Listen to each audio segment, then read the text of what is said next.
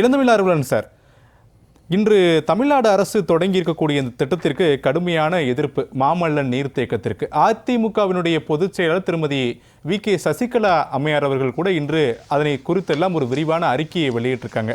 குறிப்பாக மீனவர்களுடைய வாழ்வாதாரத்தை இந்த திட்டம் கேள்விக்குறியாக்குகிறது, இயற்கைக்கு மாறான ஒரு செயலை தமிழ்நாடு அரசு செய்கிறது, இப்படியான வார்த்தைகளை எல்லாம் பயன்படுத்தியிருக்கிறாங்க. பல தரப்பிலிருந்தும் ஒரு கடும் எதிர்ப்பு என்பது இந்த திட்டத்திற்கு எழுந்திருக்கிறது. உங்களுடைய கருத்து?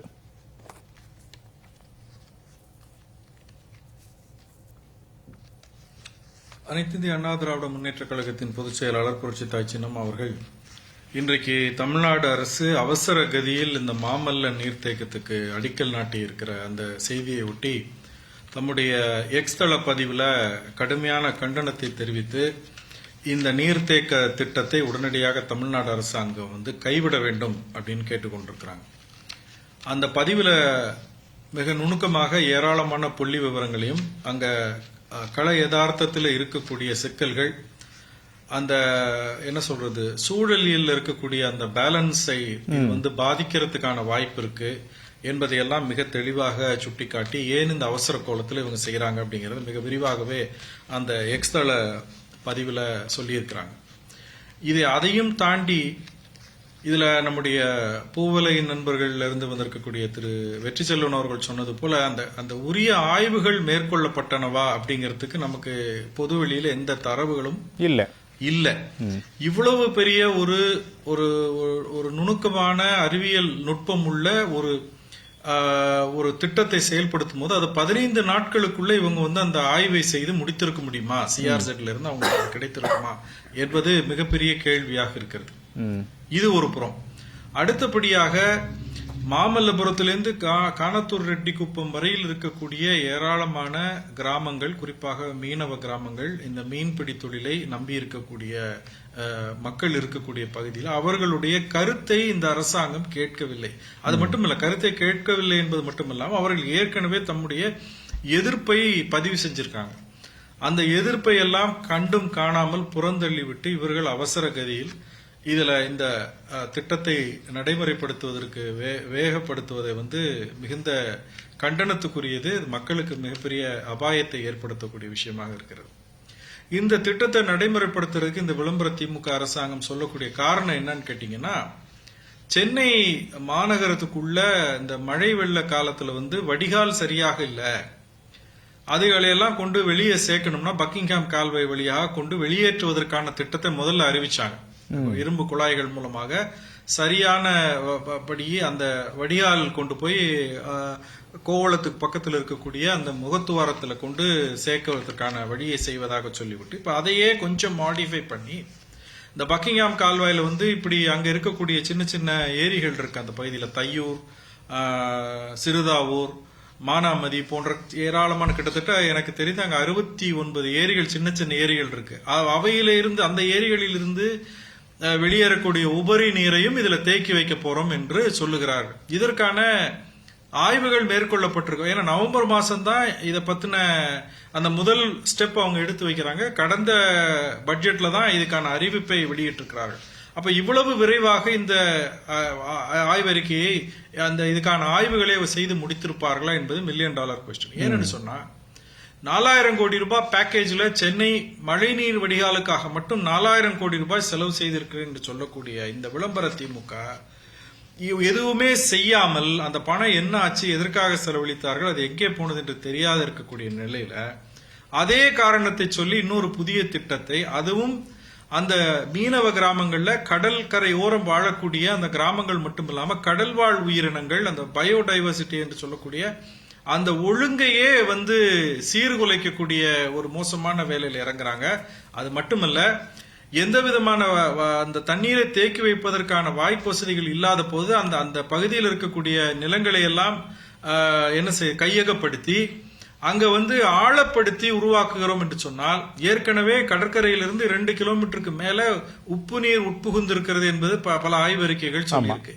அப்ப அது இன்னும் மேற்கொண்டு இங்க தண்ணீரை தேக்கும் பொழுது அந்த சாயில் லூஸா போகிற வேகத்துல இந்த உப்பு நீர் உள்ள ஏறக்கூடியது நிலத்தடி நீரை பாதிக்கக்கூடிய வாய்ப்பு ஆபத்து அதிகமாக இருக்கும் பொழுது இந்த ஒட்டுமொத்த நீர்த்தேக்கத்தில் இருக்கக்கூடிய எல்லா தண்ணியுமே உப்பு தண்ணியா போயிருச்சுன்னா இத்தனை கோடி ரூபாய் செலவு செய்து இத்தனை லட்சக்கணக்கான மக்களுடைய அந்த வாழ்வாதாரத்தை கெடுத்து கடல் வாழ் உயிரினங்கள் கடல் வளங்களை கெடுத்து இதை செய்ய வேண்டிய தேவை என்ன என்பதுதான் அந்த பகுதியில் இதுக்கு எதிர்ப்பு தெரிவிக்கக்கூடிய மக்கள் மட்டுமல்ல சுற்றுச்சூழல் ஆர்வலர்களும் சரி பொதுமக்களும் சரி வைக்கக்கூடிய மிகப்பெரிய கேள்வியாக இருக்கிறது, அரசுக்கு தெரிவிக்கக்கூடிய எதிர்ப்பாக இருக்கிறது அப்படிங்கிறத நான் என்னுடைய முதல் கட்ட கருத்தா நான் பதிவு செய்தேன். சரி, நம்ம தொடர்ந்து பேசலாம். இளந்தமிழ் ஆர்வலன் சார், இளந்தமிழ் ஆர்வலன் சார், திமுக தொடங்கக்கூடிய ஒவ்வொரு திட்டமுமே கடுமையான விமர்சனத்துக்கு உள்ளாகுது. இதற்கு முன்பு தொடங்கப்பட்ட திட்டங்கள் எல்லாம் விட்டுவிடலாம். இப்போது தொடங்கி இருக்கக்கூடிய இந்த திட்டம் மக்களுடைய வாழ்வாதாரத்தையே அழித்து தொடங்கி இருக்கக்கூடிய திட்டமா பார்க்க முடியுது. இதற்கு முன்பு பேசிய திரு வெற்றிச்செல்வன் அவர்கள் கூட குறிப்பிட்ட வல்லுநர்கள் சொல்லக்கூடிய கருத்தை தாண்டி இதன் மீது ஏதோ ஒரு அழுத்தம் இருந்திருக்கிறது. இந்த அழுத்தத்தின் அடிப்படையில் தான் இவ்வளவு அவசரமாக இந்த திட்டத்தை அடிக்கலும் இன்றைய தினம் நாட்டி இருக்கிறார்கள் அப்படின்னு சொல்றாங்க. என்ன நோக்கமா இருக்கும் திமுகவிற்கு இந்த திட்டத்தை கொண்டு வருவதன் மூலம்?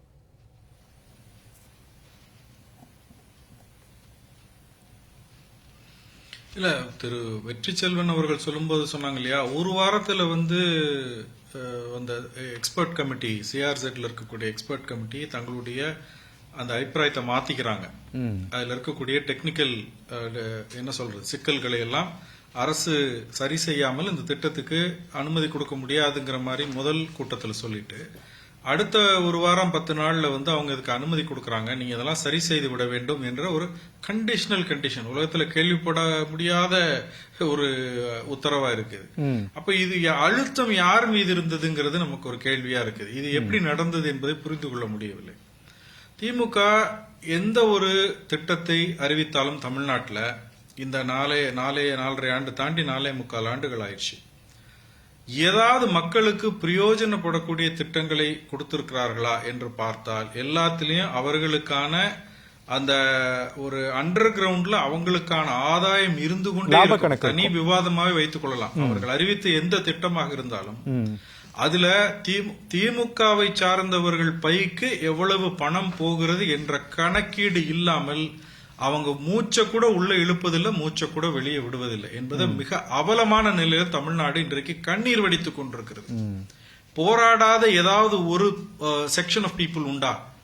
எல்லா மீனவர்களாக இருந்தாலும் அரசு ஊழியர்களாக இருந்தாலும் ஆசிரியர்களாக இருந்தாலும் இன்றைக்கு பாருங்க, இடைநிலை ஆசிரியர்கள் கடந்த 25 நாட்களாக போராடி கொண்டிருக்கிறார்கள்.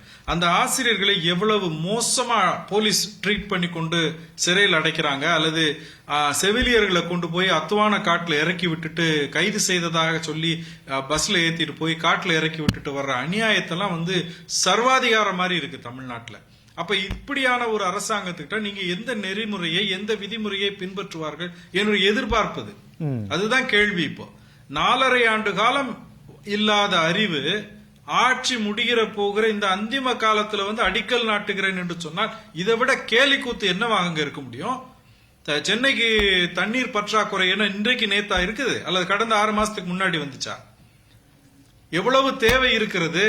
எந்த நீர்த்தேக்கத்தை நீங்க தூர்வாரி கரைகளை வலுப்படுத்தி பக்கிங்ஹாம் கால்வாயை அடையாறை நீங்க தூர்வாரினாலே பாதி பிரச்சனை முடிஞ்சு போயிடும். அதை நீங்க அது ஒரு நல்ல தண்ணீர் ஓடக்கூடிய ஆறாக இருந்தது எப்படி சாக்கடையாக மாறுச்சு? தமிழ்நாட்டில் இன்னைக்கு மணிக்கணும், சென்னையில இந்த கூவத்துல கறக்கக்கூடிய கழிவு நீரை சுத்திகரிப்பதற்கு இந்த அரசாங்கம் என்ன கான்கிரீட்டான ஸ்டெப்ஸ் எடுத்திருக்கிறது என்று பாருங்க.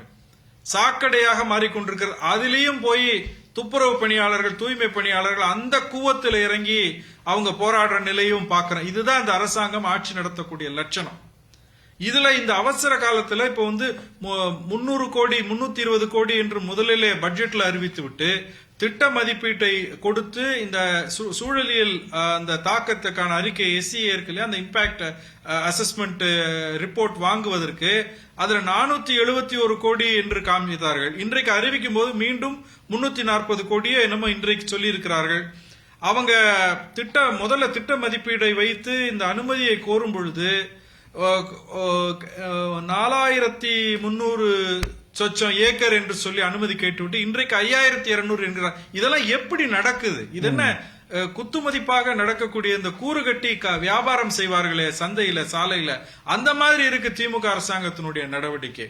இவர்கள் நன்றாக தெரிந்து விட்டது, இனி இந்த மக்கள் நம்ம தூக்கி எறிய போகிறார்கள் வருகின்ற தேர்தலில், ஏதாவது பம்மாத்து பண்ணி விளம்பரத்தை வைத்து இந்த மக்களை ஏமாற்றி வாக்குகளை பெற்று விடலாம் என்று சொல்லிதான் தொடர்ந்து அவங்க இந்த வேலையில இறங்குகிறார்களே தவிர, இந்த தமிழ்நாட்டு மக்களுடைய நல்வாழ்விற்காக, இந்த தமிழ்நாட்டு மக்களுடைய வாழ்வாதாரம் மேம்படுவதற்காக, வேலை வாய்ப்புகளை உருவாக்குவதற்காக, விலைவாசியை கட்டுப்புக்குள் வைப்பதற்காக, நிதி மேலாண்மையை சீர் செய்வதற்கு, இந்த அரசாங்கத்தினுடைய நிதிச்சுமையை குறைப்பதற்கு என்ன நடவடிக்கை எடுக்க வேண்டும் என்பதை இந்த விளம்பர திமுகவினுடைய முதலமைச்சராக இருக்கக்கூடிய மு.க. ஸ்டாலின் ஏழ்முனை அளவும் சிந்திப்பதில்லை என்பதுதான் என்னுடைய கருத்து. சரி, ஓகே. இளந்தமிழ் அருவன் சார், நிறைவான கருத்து சுருக்கமா.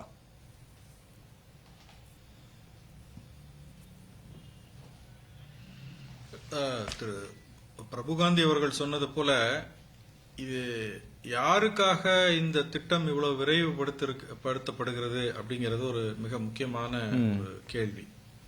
அதே போல இது திமுக நினைப்பதை போல ஏதோ ஒரு அறிவிப்பை செய்துவிட்டு நம்ம இதை சாதித்து விடலாம் மக்களுடைய கண்களை மறைத்து அப்படின்னு திட்டம் போடுவதெல்லாம் ஒரு காலம் நடக்காது. ஏனென்று சொன்னால், இப்படி அந்த பாரம்பரிய மீனவர்கள் அமைப்பை சார்ந்த திரு மகேஷ் அவர்கள் குறிப்பிட்டது போல இது ஒட்டுமொத்த மீனவ சமுதாயத்துக்கும் எதிரான ஒரு விஷயம்.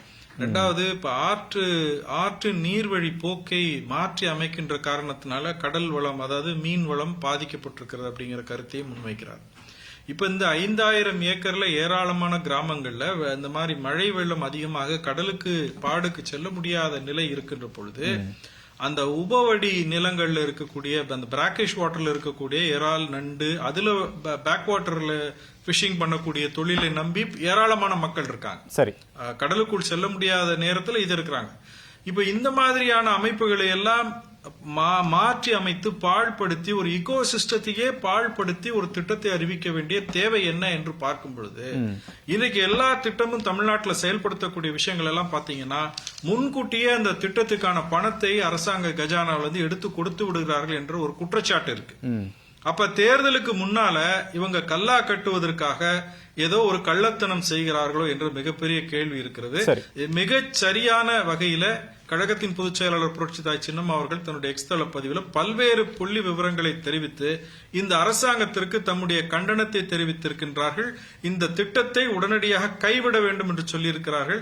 பல விஷயங்களை இந்த அரசாங்கத்திற்கு சுட்டிக்காட்டிய புரட்சித்தாய் சின்னம்மா அவர்களுடைய அறிக்கை, பேட்டியை தொடர்ந்து அரசாங்கம் தன்னுடைய போக்கை ஒரு சில விஷயங்களை மாற்றிக் கொண்டிருக்கிறது. அதே போல இந்த விஷயத்திலையும் அரசாங்கம் தன்னுடைய முடிவை மாற்றிக்கொண்டு இந்த திட்டத்தை கைவிட்டு தமிழ்நாட்டு மீனவர்களுடைய அந்த கோரிக்கையை நிறைவேற்றி தர வேண்டும், அவர்களுடைய அந்த கோரிக்கைக்கு செவிமடுக்க வேண்டும் என்பதை புரட்சித்தாய் சின்னம்மா அவர்களுடைய சார்பில் முன்வைத்து என்னுடைய கருத்தை நிறைவு செய்கிறேன். சரி, ஓகே.